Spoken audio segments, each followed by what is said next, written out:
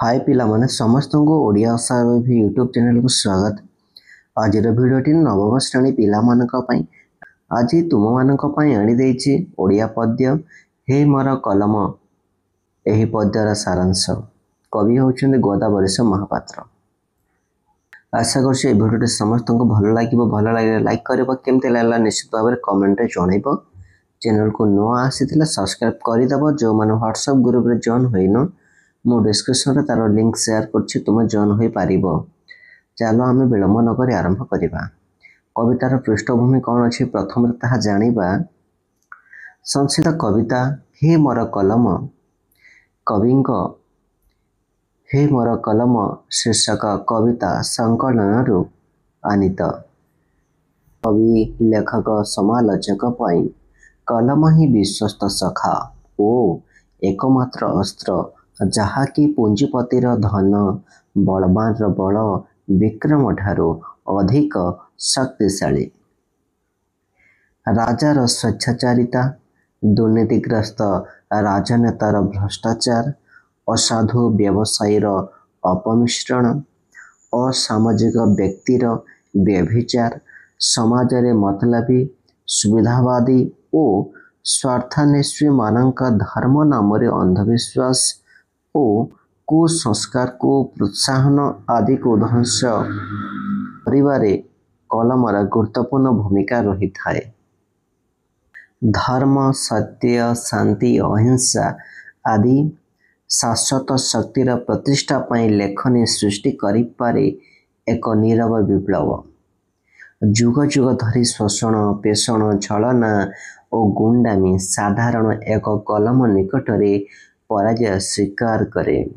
जुगे जुगे 80 ठारू मसी जे शक्तिशाली ताहा एही कवितारे प्रतिपादित होइछि। कविताटीरे कविंकर वैप्लविक आदर्शर बहुल निदर्शन कविता को सुखपाठ्य करिछि। कविताटी समसामयिक राजनैतिक व्यक्तित्व विवृत्ति और दोष त्रुटि को नहीं रचित। कविंक दृष्टि रे सत्यवादी रे सेवा आदर्शर जो उन्नत रूप कवि प्रत्यक्ष करथिले तारी मापकाठी रे समसामयिक राजनीतिर अनादर्श और अर्थ ललुप चित्र कलना कला बेले तांक अंतर विषाद भरी उठिछि। समाजर अवमूल्यन सहित मानसिक सालिश करबा कवि अक्षम होइछन्ति। लोकंक दुर्गति और दुस्थिति मध्य स्वाधीनता परवर्ती राजनैतिक नेता माने जो फायदा उठेबा को तत्पर होइछन्ति ताहा कवि दृष्टि बाद जाए नाही। कविंक मनरे गभीर क्षोभ जात होइछि जे ए जातिटा बुड़ी बुड़ी जाउछि। ताकू तार अधोगति को उद्धार करिबा पाई गोपबंधु मधुबाबुंक परि व्यक्तित्वर अभाव कवि लक्ष्य करिछन्ति। देश सेवा नामरे छलना ओ मिथ्याचार समाजरे जो उत्कट व्यवधान सृष्टि करिछि से विषय जनता को अवगत कराइबा पाई कवि निज लेखनी को आह्वान करिछन्ति। स्वाधीनता लाभ पाई जनता को संग्राम रे झास देबा पाई आह्वान धर्मी लेखा झरी पड़ुथिला। आलोच्य कविताटी 1950 मसीह रचित होइथिला। सेते बेलकु भारत तार चिर इप्सित स्वाधीनता हासिल करि सारिलाणी।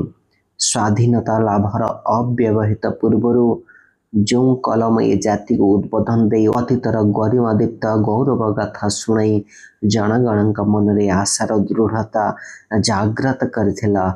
सही कलम स्वाधीनता प्राप्ति परे लोकंक आशा और विश्वास रे कुठाराघात करिथिबा स्वेच्छाचारी जनप्रतिनिधि और सरकारी कर्मचारी दुर्नीति और भ्रष्टाचार विरुद्ध रे संग्राम करिबा पाई आह्वान न दे रही पारिला नाही।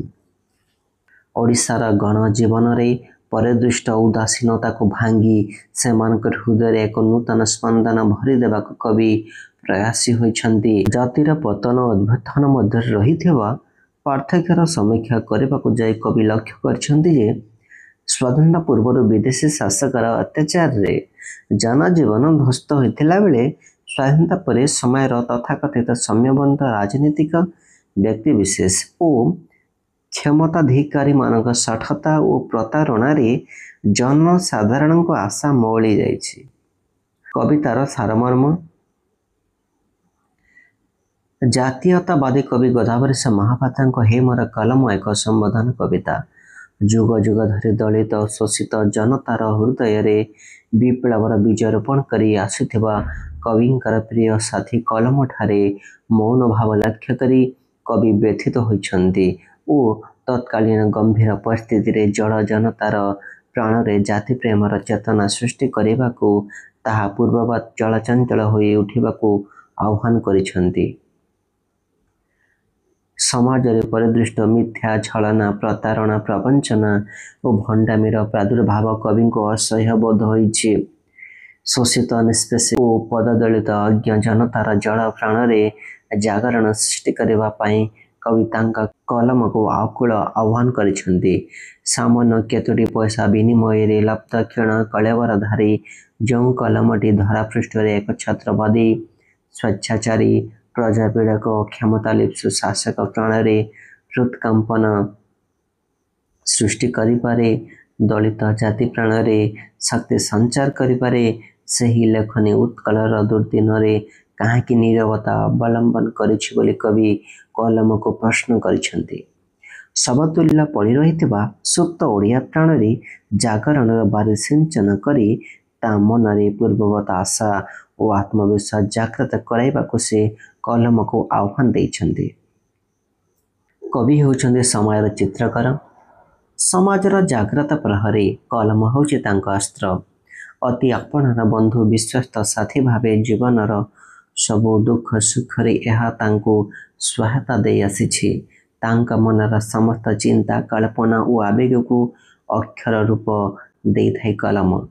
ସେହି କଲମ ଅତୀତରେ ବହୁ ଉପାଦେୟ କାଳଜୟୀ ସୃଷ୍ଟିକୁ ଜୀବନ୍ୟାସ ଦେଇ ତାଙ୍କୁ ବହୁ ଯଶ ଖ୍ୟାତିର ଅଧିକାରୀ କରିଛି, ଯାହା ତାଙ୍କୁ ଗଭୀର ଆତ୍ମତୃପ୍ତି ପ୍ରଦାନ କରି ଆସିଛି। ସେହି ଯଶ ଗୌରବର ଶ୍ରେୟ ସେ ସାଥୀ କଲମକୁ ଦେଇଛନ୍ତି। ସମୟରେ ଘଟି ଯାଉଥିବା ଘଟଣା ଅଘଟଣ କବି ପ୍ରତ୍ୟକ୍ଷ କରନ୍ତି।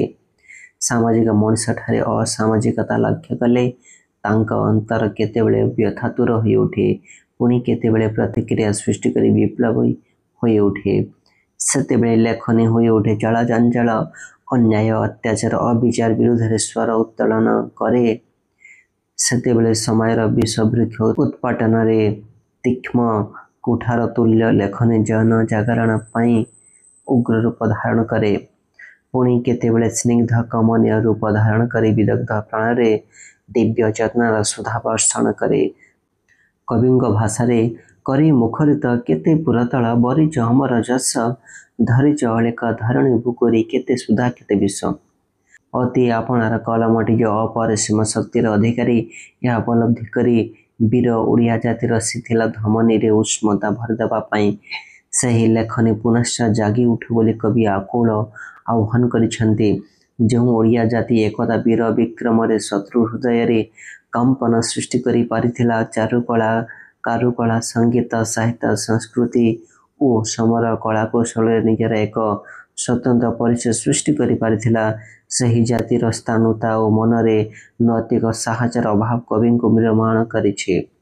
ସ୍ୱାଧୀନଚେତା ଓଡ଼ିଆ ଜାତିର ସ୍ୱଚ୍ଛନ୍ଦ ପ୍ରବହମାନତାରେ ଉଦ୍ଭଟ ଲକ୍ଷ୍ୟ କରି କବି ପ୍ରାଣ ବ୍ୟଥିତ ହୋଇଛି।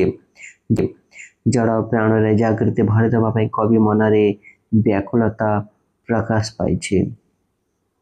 ଛଳନା, ମିଥ୍ୟା, ପ୍ରବଞ୍ଚନା ଓ ଶଠତାକୁ ଘୃଣା କରୁଥିବା କବି ଅବକ୍ଷୟୀ ସମୟର ଦୁଃସ୍ଥିତିରେ ଭାଙ୍ଗି ପଡ଼ୁଛନ୍ତି। କଲମ ଯେ ନିଷ୍ଠୁର ଅତ୍ୟାଚାରୀ ନରହନ୍ତାର ତରବାରୀକୁ ଚୂର୍ଣ୍ଣ ବିଚୂର୍ଣ୍ଣ କରିପାରେ, ପର୍ବତପ୍ରାୟ ମହାଶକ୍ତିକୁ ପ୍ରତିହତ କରିପାରେ ଏବଂ ଯେଉଁ ଲେଖନୀ ଜନତାର ଶୀତଳ ପ୍ରାଣରେ ଅଗ୍ନି ସଂଯୋଗ କରିପାରେ, ସେହି କଲମର ନୀରବତା ଲକ୍ଷ୍ୟ କରି କବି ମନ ବିଷାଦିତ ହୋଇଛି।